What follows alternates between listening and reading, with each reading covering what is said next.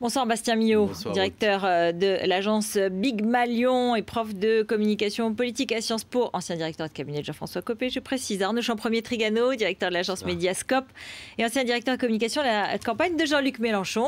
Voilà qui est tracé, c'est un duel, une bataille de femmes à la mairie de Paris. D'abord, juste un commentaire là-dessus. Qu'est-ce que ça veut dire? C'est une évolution normale, la société politique française.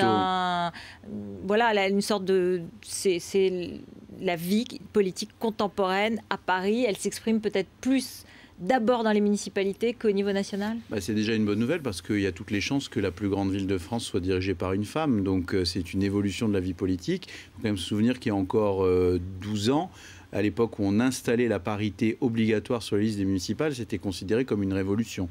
Donc, a priori, déjà, en soi, ça va être un événement à Paris d'avoir, pour la première fois de l'histoire de la ville, une femme maire. Et puis, les trois personnalités...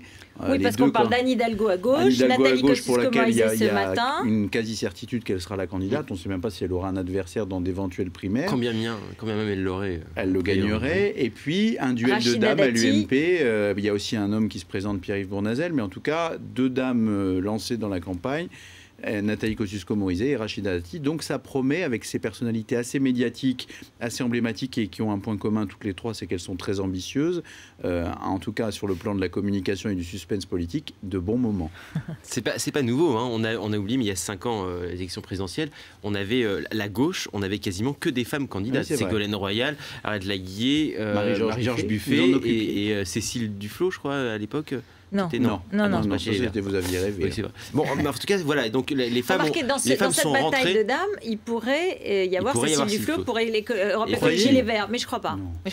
Mais je pense qu'elle n'y aura pas. Donc les femmes ont pris la place. Et évidemment, dans les grandes villes, ça pose plus aucun problème. Là où dans certaines zones rurales, peut-être encore il y aurait des réticences. À Paris, il n'y a pas de réticence sur cette question-là. Et donc, fort probablement, on aura une femme maire de Paris. Alors, on va écouter Nathalie Kosciusko-Morizet qui a donc déclaré sa candidature à la primaire, mais donc à la mairie de Paris. Juste un petit mot, notamment, elle était tout à l'heure face à Olivier Truchot à BFM Story et elle évoquait le mandat de Bertrand Delanoë.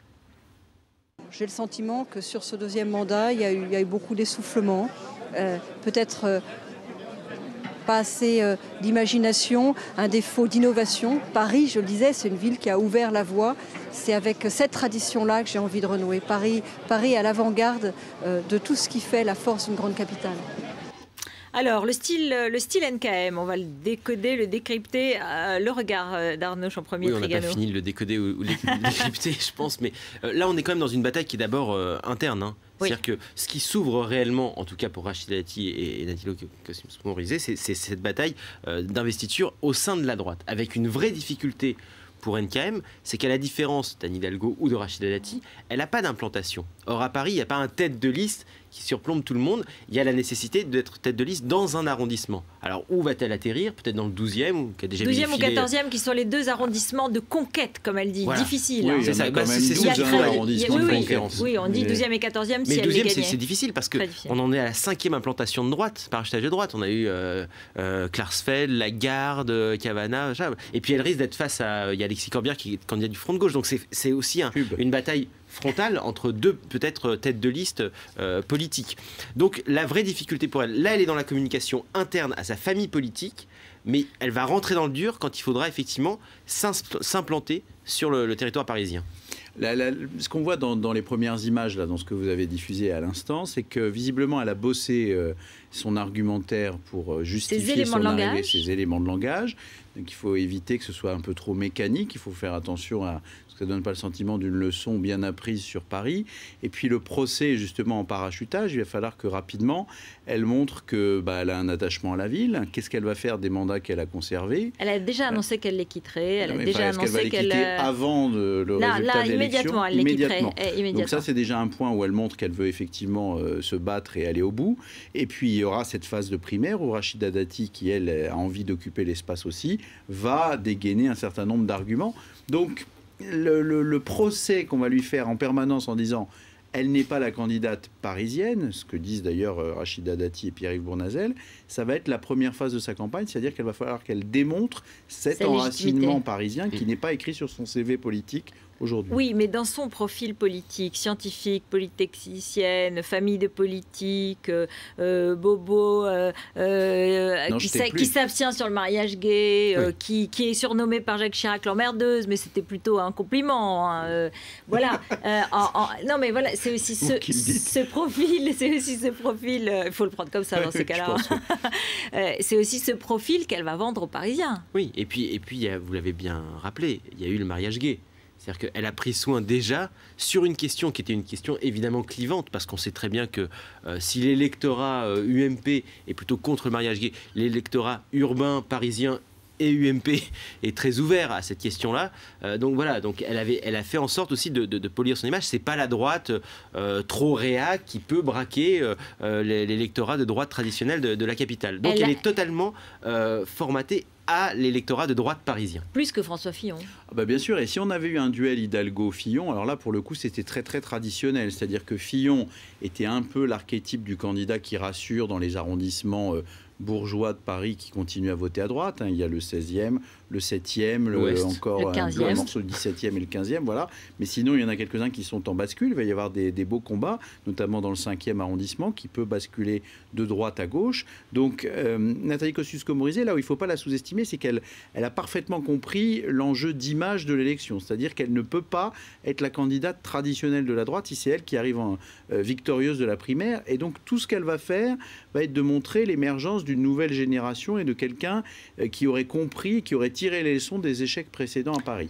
Mais je pense que, Ruth, pour terminer d'un mot sur ce sujet, que ses amis ne lui feront aucun cadeau et que la droite parisienne, qui a toujours sous le pied des tas de petites mesquineries entre amis, va aussi la bisuter assez sévèrement. Déjà le fait qu'elle se déclare aussi rapidement, c'est pour couper l'herbe sur le pied à ses propres amis. Exactement. Qui avaient tenté d'organiser autre chose. Alors l'autre actualité, c'était hier, l'industrie automobile va mal, on le sait, PSA un jour, Renault le lendemain, et puis l'annonce de Carlos Ghosn qui propose de réduire du tiers sa rémunération variable, de la reporter de 2013 à 2016, à condition que l'accord de compétitivité soit adopté et mis en action. Alors on va écouter les déclarations de Carlos Ghosn, c'était ce matin chez nos confrères d'RTL, et la réaction sur BFM TV de Christophe de Margerie.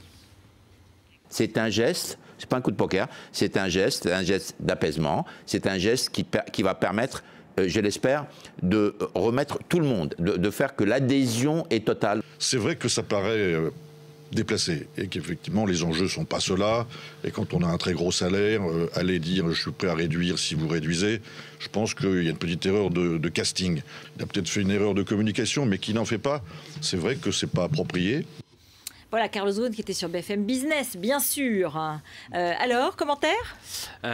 Très belle opération de communication de Carlos Ghosn, pour le coup, parce que c'est quand même quelqu'un qui se retrouve à la tête du Monde, du Parisien, qui fait les matinales, qui fait les chaînes info. Donc il y a vraiment une vraie offensive. On sent qu'il y a une vraie machine de communication de crise qui s'est mise en route. Vous l'avez trouvée belle? Non, je trouve pas. Ratée, je trouve qu'elle est ratée, effectivement. Je trouve qu'elle est ratée, mais c'est la stratégie qu'on appelle burning platform. Quand il faut faire un changement massif comme ça dans une entreprise, on annonce que tout brûle. C'est les fameux 5 milliards qui sont... Ça, c'est la PSA. Ça, c'est les 5 milliards, c'est PSA.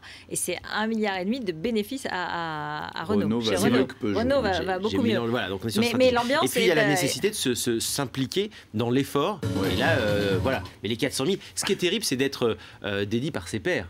C'est-à-dire de voir aujourd'hui le conseil d'administration de Carlos Ghosn qui avait préconisé qu'il abandonne complètement sa rémunération, en l'occurrence c'est les 30% de la rémunération. De la variable. La variable. Donc 400 000 euros. Il a abandonné cette rémunération variable totalement, c'est ce que disait le conseil d'administration. Donc il est dédié par son conseil d'administration et puis par d'autres grands patrons qui connaissent sa rémunération globale. Christophe de Margerie, quand même. Pourquoi pour moi cette stratégie de communication est ratée? Ça fait vraiment, quand on est le patron le mieux payé de France tous azimuts, de dire je vais me séparer d'une part variable de mon salaire, peut-être en 2016, si les gens font eux-mêmes un effort, etc. où il fallait mieux rien dire. Parce que ça, ou un coup d'épée dans l'eau, c'est exactement la même chose. Aujourd'hui, les débats sur ces salaires très très élevés ne peuvent être compris que si vous avez un chef d'entreprise qui est churchillien, qui dit du sang, de la sueur, des larmes, moi-même je contribue, je fais un effort, tout le monde fait un effort. À ce propos, juste pour dire, Philippe Varin et le directoire de PSA a supprimé sa rémunération variable depuis 2011, étant donné les pertes de l'entreprise. Sans en faire 2 tonnes comme ça. Donc, non, mais c'est la difficulté. Oui, c'est-à-dire qu'on ne peut pas faire de cette mesurette un argument de communication et s'en servir pour essayer de donner des leçons. Et d'ailleurs, j'ai été très frappé par la virulence de la réaction du président de Total. Il parle d'un de ses collègues patrons. Et c'est bien qu'il n'y a pas un modèle type de patron et qu'il faut sortir des caricatures, les patrons voyous qui exploitent, qui se gavent, etc. Mais pour ça, il faut aussi de temps en temps communiquer à bon escient et pas être dans l'hyper-communication sur un sujet aussi sensible que le salaire. La fragilité de Carlos Ghosn, c'est que depuis longtemps, il est critiqué par les autres grands patrons français pour être celui qui est de loin... Pour sa gourmandise salariale. Voilà, de 12 millions d'euros par an. Arnaud Montebourg a dit c'est pas suffisant, mais c'est un premier pas. C'est assez étonnant de voir qu'Arnaud Montebourg est plus tolérant que le patron de Total concernant les rémunérations de Carlos Ghosn. Merci beaucoup. Merci à tous les deux. À la semaine prochaine. Restez